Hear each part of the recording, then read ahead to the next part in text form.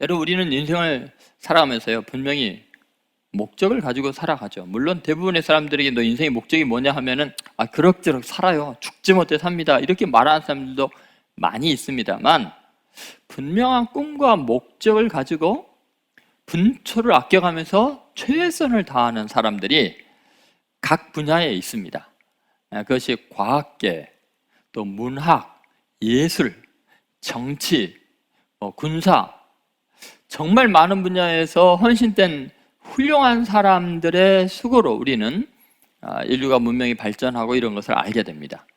그런데 참 신기하고 아이러니한 것은, 우리는 지금 과거에 비해서 엄청나게 편리한 세상을 살고 있고 많은 혜택을 누리고 있고, 또 여러 가지 건강한 그런 환경 속에서 살고 있습니다. 식수의 문제도 그렇고 주거의 문제도 그렇고, 우리가 누리는 이 문화 혜택이나 이런 것들은 과거의 왕들도 누릴 수 없는 최고의 것들이었습니다. 근데 아이러니한 것은 뭐냐? 편리해졌고 풍요로운 가운데 있지만 마음이 평안하지가 않습니다. 우울증은 과거에 비해서요, 이런 말할 수 없이 많이 늘었습니다. 국민의 대부분이 자기도 모르는 정신병에 시달리고 있습니다. 공황장애 때문에 괴로워합니다. 정말 너무나 많은 사람들이 풍요 속에 고통을 느끼고 자살 충동을 느끼고 많은 외로움 가운데 슬퍼합니다. 이제는 애완용 뭔가 펫이 없으면, 뭔가 애완동물이나 식물이 없으면 이제 의지하고 살 대상이 없는 거죠. 심지어 반려식물까지 이제 있게 되죠. 그러니까 뭔가 다른 데에서라도 위안을 받아야 되는 거죠. 여러분, 우리는 인간의 노력과 수고로 뭔가 인간이 문명을 세우고 대단한 일을 이루는 것 같지만 껍데기만 이루고 우리의 정신과 영혼은 바싹바싹 말라가고 죽어가고 지옥 같은 고통 속에서, 풍요 속에서 아픔을 겪습니다. 여러분, 지금 행복하고 평안한 곳이 어디 있습니까? 편리하고 풍요로운 것은 많지만 행복이 있습니까? 기쁨이 있습니까? 도대체 여러분, 이 세상이 우리를 세워준다는 것이 얼마나 회칠한 무덤과 같습니까? 속은 다 썩어져 있지 않습니까? 여러분, 도대체 우리는 무엇을 위해서 그렇게 노력한 걸까요? 여러분, 인간은 아무리 자기를 세우려고 하고 권력과 힘과 돈으로 세우려고 해도 결국은 흙이니 흙으로 돌아갈지니라. 하나님의 말씀 안에서 그 심판 앞에서 벗어날 인간이 없다는 거죠. 그런데 오늘 성경 본문은 하나님이 우리를 세우신다고 말합니다. 인간이 세우는 것은 한 줌의 흙으로 끝나지만 하나님이 세우실 때는 전혀 다른 양상이 펼쳐지게 되고 있는 거죠. 데살로니가 교인들이 지금 극심한 박해를 받고 고난을 겪고 있지만 그들이 붙들고 있는 건 뭐냐? 하나님이 세우시는 인생이다. 세상이 세워주는 것과 다르다는 것을 확고히 하게 하는 거죠. 그것이 바로 바울이 오늘 주신 말씀입니다. 자, 하나님이 세우신 것은 어떤 것일까요? 첫 번째, 구원입니다. 하나님은 구원을 받게 하십니다. 우리를 세워주신다는 건 뭐냐면 구원을 받게 하신다. 첫 번째는 구원을 받게 하심입니다. 지금 화면에 잘못 나왔죠? 구원을 받게 하신다. 자, 여러분, 우리를 세우신 목적은 구원을 받게 하시는 건데요, 하나님께서 우리에게 주신 구원이 어떤 것인가? 9절에 이렇게 나와 있습니다. 자, 9절 말씀 잠깐 보겠습니다. 9절 말씀입니다. 하나님이 우리를 세우심은 노하심에 이르게 하심이 아니요 오직 우리 주 예수 그리스도로 말미암아 구원을 받게 하심이라. 자, 하나님이 우리를 세우시면 뭐 하려고 그런다고요? 오직 우리 주 예수 그리스도로 말미암아 구원을 받게 하심이라. 자, 구원을 받게 하심이라. 근데 이 구원을 받게 하신다는 것의 반대는 뭐냐면 하나님이 그 노하심에 이르게 될 인생을 그 하나님의 노하심에서 구원을 받게 한다는 겁니다. 그러면 하나님이 우리를 세우지 않으면 우리는 어디에 쓰러져 있는 거예요? 어디에 묻혀 있는 거예요? 어디에 눌려 있는 거예요? 하나님의 진노 아래 밟혀 있는 인생이다. 이걸 이야기하는 거죠. 여러분, 아무리 세상적인 성공일지라도 그 지경입니다. 우리는 죄를 지은 인간으로서요, 절대로 이 하나님의 진노로부터 벗어날 수가 없습니다. 아무리 철학적인 깊은 성찰 속에서 또는 고행을 통해서 아니면 선행을 통해서 뭔가 득도하고 뭔가 공적을 쌓고 위대한 일을 행하는 것 같아도요, 인간은 자기가 지은 죄로 인해서 하나님의 진노 아래 있는 인생이라는 것을 부인할 방법이 없습니다. 그 하나님의 진노가 무서워서 고행을 하고 사색을 하고 뭔가 극기를 하면서 노력을 해서 그 죄의 결과를 벗어나려고, 하나님의 진노를 피하려고 하지만 인간의 힘으로는 하나님의 진노를 비켜갈 방법이 없다는 것입니다. 여러분, 우리 인생이라는 게 얼마나 허망한가, 그걸 잘 보여주는 게요, 모세가 우리 인생에 대해서 이렇게 읊었습니다. 시편 90편 5절부터서 11절 말씀을 보겠습니다. 같이 읽겠습니다. 주께서 그들을 홍수처럼 쓸어 가시나이다. 그들은 잠깐 자는 것 같으며 아침에 돋는 풀 같으니이다. 풀은 아침에 꽃이 피어 자라다가 저녁에는 시들어 마르나이다. 우리는 주의 노에 소멸되며 주의 분내심에 놀라나이다. 주께서 우리의 죄악을 주의 앞에 놓으시며 우리의 은밀한 죄를 주의 얼굴빛 가운데 두셨사오니 우리의 모든 날이 주의 분노 중에 지나가며 우리의 평생이 순식간에 다하였나이다. 우리의 연수가 70이요 강건하면 80이라도 그 연수의 자랑은 수고와 슬픔뿐이요 신속히 가니 우리가 날아가나이다. 누가 주의 노여움의 능력을 알며 누가 주의 진노의 두려움을 알리까? 여러분, 지금 분명히 주께서 우리의 죄악을 주의 앞에 놓으시며 우리의 은밀한 죄를 주의 얼굴 빛 가운데 두셨사오니 말합니다. 여러분, 우리의 죄가 해결되지 않으면 하나님의 진노 아래서 벗어날 수가 없다는 거예요. 그래서 아무리 강건해도 70, 80 사는데, 그래서 장소에서 자랑할 게 뭐냐?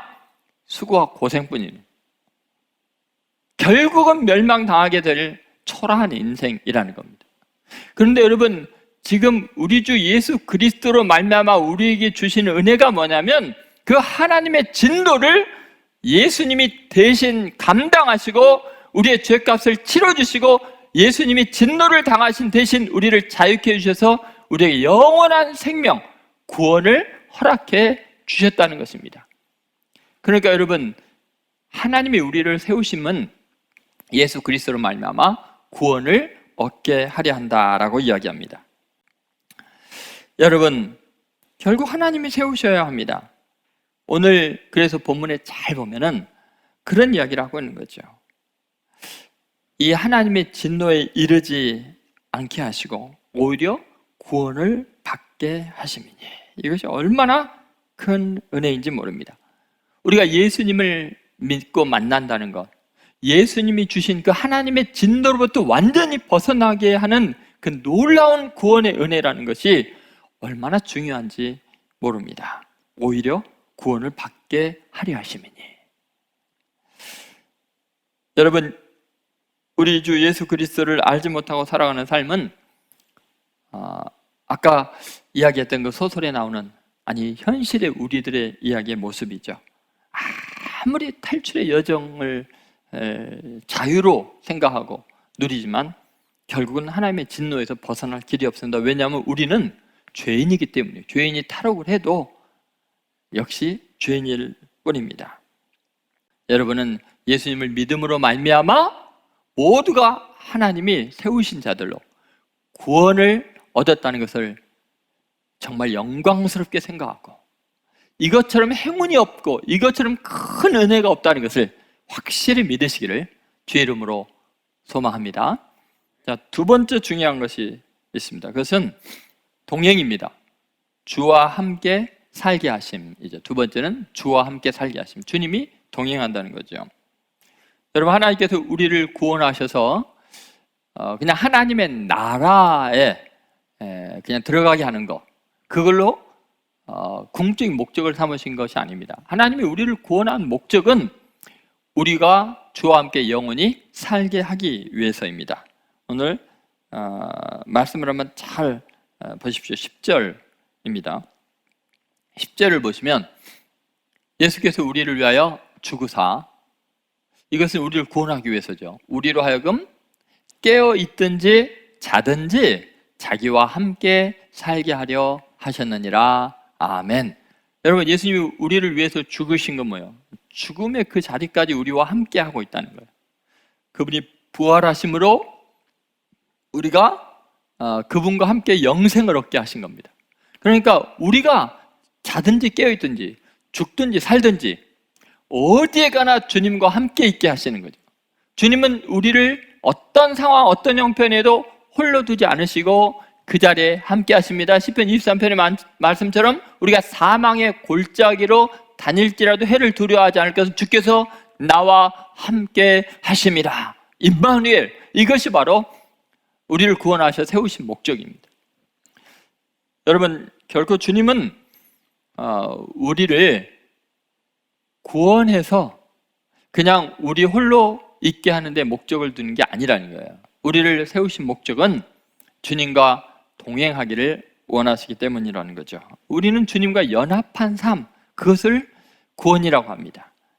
주님과 하나 되는 삶이죠.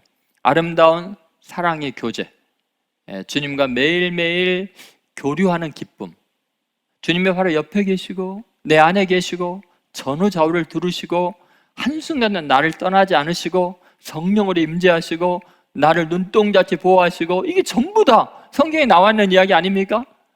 주님은 우리와 동행하기 위해서 우리를 구원하신 것입니다. 이것이 얼마나 큰 은혜입니까?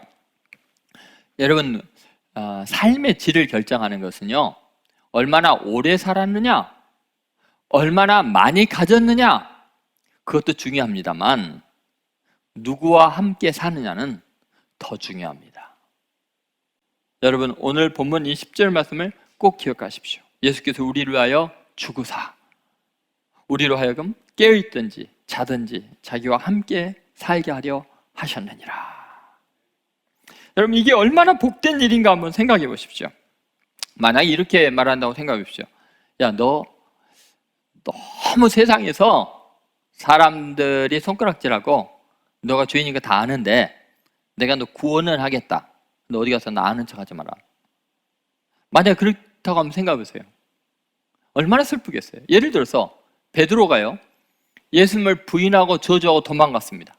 예수님께서 찾아오셨어요. 요한복음 21장에 보면은 정말 너가 나를 사랑하느냐 하시면서 3번이나 물어보시죠. 그런 다음에 예수님이 이렇게 말했다고 생각해 봅시다. 내가 너 용서하겠다. 너가 나 사랑하시 나도 너를 사랑한다. 근데 너 3년 동안 지켜보니까 틈만 나면 말썽 피우더라. 그냥 조금만 좀 칭찬해주면 바로 나한테 대적하고 대들더라. 그리고 결국은 부인하고 배신하는데, 그렇지, 뭐 검은 털 난 짐승 키우지 말라 그랬는데 너도 인간이 별 수 있겠냐? 너는 결국은 배신할 인간이니까 내가 너 구원은 하겠는데 나 따라다니지 말고 그냥 좀 갈릴리 어부로서 그냥 지내라. 그냥 멀리 있자. 만약에 그랬다면 여러분, 베드로가 얼마나 슬펐겠어요. 근데 베드로에게 주님 뭐라 하셨어요? 내 양을 먹이라, 내 양을 치라. 여러분, 쓸모없는 그 인간을 아직도 쓸모 있다고 사도 중에 사도로 불러주신 거예요. 여러분, 사울 그 청년 바리새인 너무나 포악해서 스데반 돌로 쳐 죽이고 그 인간 나타나서 구원해 주실 수는 있어요. 그런데 그 포악한 인간 교회에 들여놨다가 다른 사람 해코지하면 어떻게 해요? 버릇 살아나면 어떻게 해요? 아니나 다를까 바나바 같이 자기를 돌봐준 사람도 들이받잖아요. 그럼 뭐 그 기질이 어디 가나요? 그런데 어때요? 예수님은 그를 이방인의 사도로 세우셔서 전 인류 역사 가운데 가장 위대한 구원의 역사를 이루는 하나님의 도구로 쓰시잖아요. 주님이 영원토록 함께 하시잖아요. 사도 바울이 그 은혜가 너무나 감격해서 이제 내가 사는 것이 아니오 오직 내 안에 그리스도께서 사신 것이라 라고 말하잖아요. 여러분, 우리는 지금 이것이 얼마나 귀한 은혜인가 생각해 보세요. 우리를 구원해주고 나중에 천국 가서 만나자가 아니라 내 삶의 매 순간순간 내가 너와 동행하기를 원한다는 것이 얼마나 큰 은혜인지를 잊어서는 안 됩니다.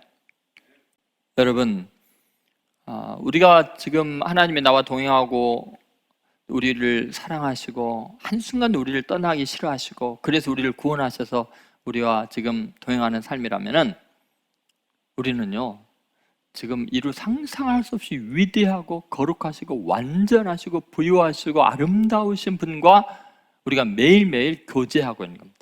지금 예배 드리는 것이 최고의 약속의 만남이죠. 데이트죠.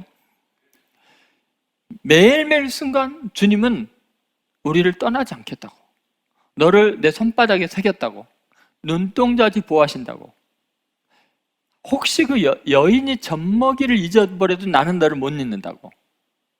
왜냐하면 이것이 하나님 아버지의 우리가 측량할 수도 없고 상상할 수도 없고 기대할 수도 없는 엄청난 사랑입니다. 여러분, 이 하나님의 크심을 그리고 그분의 큰 사랑을 우리와 동행하기를 원하신다는 것을 여러분 확실히 믿는다면 과연 우리가 낙심할 수 있을까요?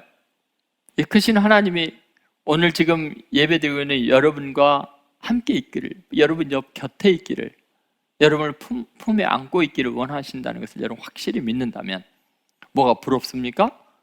무엇이 두렵습니까? 무엇이 부족합니까? 아직도 슬프고 외롭다는 말이 나옵니까? 세상의 모든 것들이 다 부질없고 없어지고 허망해도 우리 하나님 한 분이면 모든 것이 회복이 되고 상상할 수 없는 은혜가 있는 것을 여러분 믿으시기를 바랍니다. 우리를 세우신 목적이 이렇게 주와 함께 있게 하기. 물론 예수님이 제자들을 세울 때도 꼭 그런 이야기를 하셨어요. 마가복음 3장 14절 15절에도 보면 이에 12를 세우셨으니 이는 자기와 함께 있게 하시고 또 보내사 전도도 하며 귀신을 내쫓는 권능도 가지게 하려 하심이라. 여기 보면 첫 번째 왜 12를 세웠다고요? 뭐 하려고요? 자기와 함께 있게 하시고, 그 크신 하나님이 그 냄새나는 어부들, 세리들, 그 죄인들 같이 다니기도 창피하고 다른 사람들이 손가락질 받는 그 사람들과 함께 있게 하신 거예요. 그러니까 여러분 지금도 우리 하나님이 우리를 세우신 목적이 뭐 하기 위해서라고요? 함께 있게 하기 위해서. 여러분 꼭 이 놀라운 은혜를 잊지 마시고 주의 이름으로 위로받으시고 승리하시기를 소망합니다. 이제 세 번째예요. 세 번째는 사명입니다. 서로 덕을 세우게 하심이라고 나오죠. 서로 덕을 세우게 하심이다, 이렇게 이야기를 합니다. 자, 오늘 본문 마지막 구절을 한번 보시죠. 11절, 5장 11절 같이 읽겠습니다. 그러므로 피차 권면하고 서로 덕을 세우기를 너희가 하는 것 같이 하라. 아멘. 네, 지금 이 말씀을 잘 보면은 왜 우리를 그렇게 구원하셨는가? 그것은 서로 권면하고 덕을 세우게 하려 한다, 이렇게 이야기를 합니다. 여러분, 우리 인생은 지금 내가 구원받고 주님과 동행하는 것으로 인생이 모든 목적이 끝나는 것이 아니라는 겁니다. 그것은 뭐냐? 보람 있고 의미 있는, 가치 있는 삶을 살라는 거고, 그것은 주님이 하고 싶은 일들을 우리가 또 대리 수행하는 대사의 직분을, 사명자의 직분을 감당하라고 말하는 거죠. 여러분, 주님께서는 우리 인생이 이 땅에 남겨진 이유는 정말 주님과 동행하는 것이 만약 목적이라면 벌써 데려가셨겠죠. 이 땅에 남은 목적은 뭐예요? 덕을 세우게 하고 또 다른 사람을 구원하는 중요한 사명을 감당하게 하려고 했다는 것입니다. 여러분, 우리는 이 땅에 살면서요 자기 자신만을 위해서 주님이 나를 세워줬다, 주님과 동행하는 것이 내 자신만을 위한 거라 하면은 허망하기 그지없습니다. 그것도 역시 인생에 살만한 가치를 실현하지 못하죠. 예를 들어서 자신만을 사는 사람들은 아무리 많은 걸 누려도 허망합니다. 로마의 네로 황제가 15년을 즉위를 했거든요. 근데 15년 동안 온통 자기 자신만을 위해서 모든 것을 행했습니다. 왕궁의 복도의 길이만 1마일이 넘었다고 합니다. 집안의 모든 벽이 상아와 자개로 장식되어 있었고요. 한번 상상해 보세요. 전부 다 상아와 자개로 벽이 다 장식이 된 거죠. 천장에는 특별 샤워 장치가 있어서 사람이 지나가면은 향수가 이슬처럼 내리게 만들어 놨다는 거예요. 그리고 그는 예를 들어서 노새, 자기가 타는 노새나 조랑말 뭐 이런 것이 다 은으로 장식한 신발을 신길 정도였고요. 그가 군사를 이제 동원해서 행차할 때는 1,000명 정도가 호위하면서 지나가게 됩니다. 네로 왕이 낚시를 굉장히 즐겼는데 그 낚싯바늘이 전부 다 황금으로 만들어져 있다고 합니다. 워낙 값비싼 옷들이 많아가지고요, 한 번 걸친 옷은 다시는 걸치지 않았다. 여러분 한번 생각해 보세요. 15년 동안 딱 한 번 걸친 옷은 다시는 걸치지 않는데 최고의 비싼 옷들인데 뭐 얼마나 옷이 많다는 거겠어요. 그런데 그의 인생은요, 그 많은 것을 누려도 결국 31살의 나이로 생이 비참하게 자결로 끝나게 됩니다. 여러분, 자기 자신을 위해서 많은 걸 쌓아두고 최고의 부귀영화를 누리고 아무리 즐겨도요, 자기 자신만을 위한 생애는 아무런 보람도 없고 가치도 없고 쓸모없는 겁니다. 그런데 여러분, 지금 이 세상에 너무너무나 많은 사람들이 그렇게 자기 자신만을 위해서 얼마나 많은 노력을 하고 많은 걸 쌓아두는지 모릅니다. 얼마나 많은 걸 쟁취하려고 노력하는지 모릅니다. 여러분이 아무리 한들 네로만큼 하겠어요? 솔로몬처럼 하겠어요? 그런데 여러분, 그것이 영원한 가치가 있으려면 다른 사람을 세워줘야 합니다. 덕을 끼치는 데 써야 됩니다. 다른 사람의 영혼을 영원히 구원하는 일에 쓰임 받는 것만이 결국은 남게 됩니다. 하나님이 우리를 세우신 목적은 다른 사람에게 덕을 세워주려고 한다는 겁니다. 그러니까 여러분, 재능과 은사를 가지고 누군가에게 복이 되어야 돼요. 복의 근원이 되어야 됩니다. 주님께서 우리에게 이 놀라운 사명을 주셨습니다.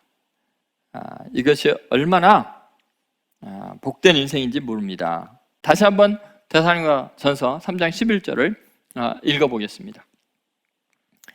그러므로 피차 권면하고 서로 덕을 세우기를 너희가 하는 것 같이 하라.